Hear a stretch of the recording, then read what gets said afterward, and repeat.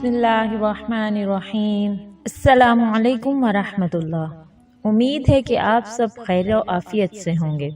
ہماری دعا ہے کہ اللہ تبارک و تعالی آپ کو خیر و عافیت سے رکھے، آمین یا رب العالمین۔ آج ہر شخص بے برکتی کا رونا روتا ہے۔ ہر دوسرا شخص یہ شکوہ کرتا ہے کہ برکت نہیں ہے، پیسوں میں برکت نہیں ہے، وقت میں برکت نہیں ہے، تنخواہ میں برکت نہیں ہے۔ یہ برکت کیسے ہوگی؟ کیا برکت کی کوئی اہمیت بھی ہے؟ آج کی ویڈیو میں ہم آج اس موضوع پہ بات کریں گے۔ ویڈیو شروع کرنے سے پہلے ہماری آپ سے گزارش ہے کہ اگر آپ ہمارے چینل پہ نئے ہیں یا پہلی بار ہماری ویڈیو کو سن رہے ہیں تو ہمارے چینل کو سبسکرائب کریں اور بیل کے آئیکن کو بھی دبائیں۔ فرمانے باری تعالیٰ ہے کہ اے ایمان والو، اللہ تعالیٰ سے کما حقہ ڈرو اور تمہیں موت آئے تو صرف اسلام کی حالت میں۔ اللہ نے اس دھرتی کو زندگی گزارنے کی جگہ بنایا، اس میں برکتیں ڈالیں اور مال و دولت سے بھر دیا۔ اللہ تعالیٰ کا فرمان ہے، اللہ تعالیٰ نے زمین میں اس کے اوپر پہاڑ بنائے اور اس کے اندر برکتیں ڈالیں اور اس کا صحیح تخمینہ لگایا۔ اللہ تعالیٰ کے انبیاء کو اپنی چنی ہوئی شخصیات بنایا، پھر ان کی زندگی اور کارکردگی میں برکت بھی ڈالی، جیسا کہ اللہ تعالیٰ نے نوح علیہ السلام کے بارے میں فرمایا، اے نوح اتر جا ہماری طرف سے سلامتی اور برکتوں کے ساتھ جو تجھ پر اور تمہارے ہمراہ امتوں پر نازل ہوئی ہیں۔ ایسے ہی اللہ تعالیٰ نے عیسیٰ علیہ السلام کے بارے میں فرمایا، اور میں جہاں بھی ہوں اس نے مجھے بابرکت بنایا ہے۔ رسول اللہ صلی اللہ علیہ وآلہ وسلم کی برکت بھی ثابت شدہ ہے۔ صحابہ کرام رضوان اللہ اجمعین نے اپنی آنکھوں سے اس برکت کا مشاہدہ کیا تھا۔ قرآن کریم میں بھی برکت ہے، جو کہ قرآن کریم پہ عمل کرے اس کی تعلیمات پہ عمل پیرا ہو کر حاصل کی جا سکتی ہیں، جیسا کہ اللہ تعالیٰ کا فرمان ہے کہ یہ کتاب ہم نے اسے نازل کیا ہے، یہ بابرکت ہے، لہٰذا اس کی اتباع کرو، اللہ سے ڈرو تاکہ تم پر رحم کیا جائے۔ برکت اضافے اور خوشحالی کا نام ہے۔ جب کسی تھوڑی سی چیز میں برکت ہو تو اسے زیادہ کر دیتی ہے۔ اگر برکت کسی جگہ میں ہو تو وہاں برکت کے اثرات واضح اور عیاں نظر آتے ہیں۔ جس چیز میں برکت ہو تو بہت سے لوگ اس سے فائدہ اٹھاتے ہیں۔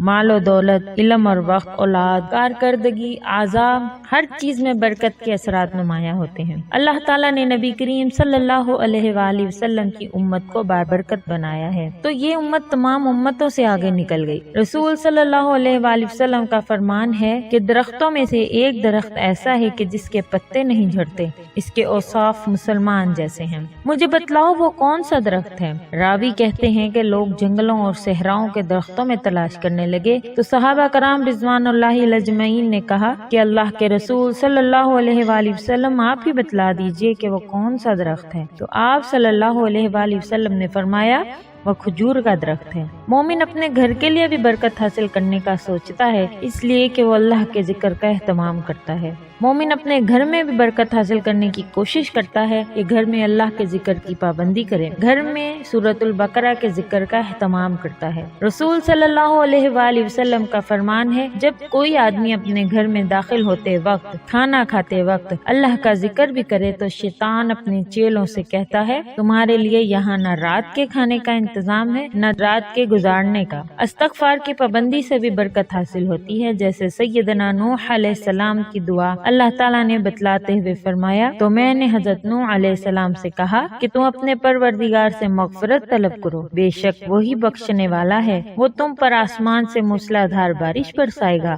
وہ دولت اور نرینہ اولاد کے ذریعے تمہاری امداد فرمائے گا اور تمہارے لیے باغات بنا کر تمہارے لیے نہریں بہا دے گا۔ مومن شخص باجماعت نماز فجر پڑھ کر بھی اس میں برکت تلاش کرتا ہے، کیونکہ یہ بہت ہی بڑی کامیابی ہے۔ صبح کے وقت میں برکت رکھ دی گئی ہے۔ رسول اللہ صلی اللہ علیہ وسلم کا فرمان ہے، یا اللہ میری امت کے لیے صبح کے وقت میں برکت فرما دیجئے۔ اس لیے جس وقت رسول اللہ صلی اللہ علیہ وآلہ وسلم کسی لشکر یا سریہ کو روانہ فرماتے تو اول وقت میں روانہ کرتے۔ نیز صخر بن وداع غامدی رضی اللہ تعالیٰ عنہ تاجر تھے، وہ بھی اپنی تجارت کے قافلے صبح کے وقت بھیجتے تھے۔ ان کی دولت میں بہت زیادہ اضافہ ہو گیا تھا۔ ترمذی نے اسے روایت کیا اور حسن قرار دیا۔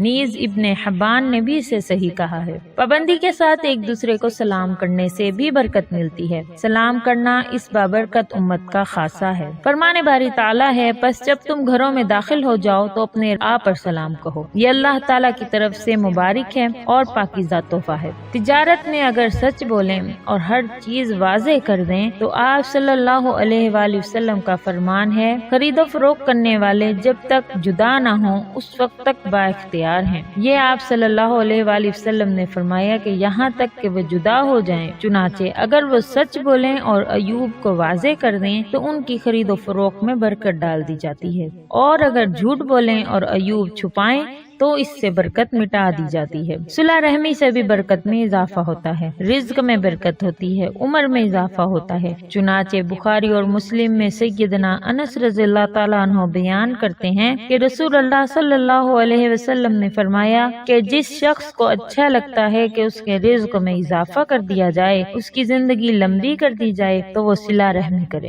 ایک روایت میں ہے کہ مجھے تم کمزور لوگوں میں تلاش کرو، بے شک تمہیں کمزور لوگوں کی وجہ سے روزی دی جاتی ہے اور تمہاری مدد کی جاتی ہے۔ ترمذی میں اسے صحیح سند کے ساتھ روایت کیا ہے۔ جب مسلمان کی زندگی میں برکت آ جائے تو اللہ تعالیٰ اسے پختہ عقل بھی عطا فرما دیتا ہے اور سمجھ بھی دیتا ہے، اس کا دل علم اور ایمان سے منور ہو جاتا ہے۔ مسلمان کی زندگی میں برکت کا ظہور اسی طرح ہوتا ہے کہ بہت سے کام کرنے اور کامیابی حاصل کرنے کی توفیق ملتی ہے۔ تھوڑے سے وقت میں اتنا زیادہ کام کر کے دکھاتا ہے کہ اس کے ساتھی اس سے پیچھے رہ جاتے ہیں۔ یہ خاص نوعیت کی برکت انسان کے لیے اطاعت گزاری اور مثبت عملی کے لیے معاون ثابت ہوتی ہے۔ لمبی زندگی کے ساتھ زبانی اور بدنی نیکیاں بھی ہوں تو یہ اللہ تعالیٰ کی طرف سے کامیاب لوگوں کو عطا کردہ برکت ہے۔ رسول اللہ صلی اللہ علیہ وآلہ وسلم کا فرمان ہے، برکت تمہارے بڑوں کے ساتھ ہے۔ مسلمان کی زندگی میں برکت کی صورت یہ بھی ہے کہ انسان